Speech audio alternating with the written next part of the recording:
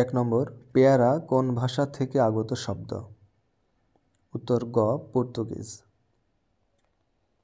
2, লিঙ্গান্তর হয় না এমন শব্দ কোনটি? উত্তর ঘ, কবিরাজ। 3, কোনটি শুদ্ধ বানান? উত্তর ক, অন্তর্জালা। 4, মনীষা শব্দের সন্ধি বিচ্ছেদ কি? উত্তর হলো ঘ, মনস যোগ ঈশা। 5, কোন বাগধারাটির অর্থ ফাঁকি? উত্তর খ, অষ্টরম্ভা। 6, নদী মাতৃক কোন সমাস? উত্তর খ, বহুব্রীহি সমাস। 7, চন্দ্র এর প্রতিশব্দ কোনটি? উত্তর গ, ইন্দু।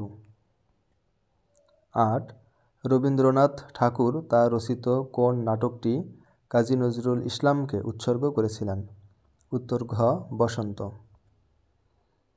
9, ভাষার ক্ষুদ্রতম একক? উত্তর ঘ, ধ্বনি। 10, অনুরক্ত শব্দের বিপরীত শব্দ কোনটি? উত্তর হলো গ, বিরক্ত।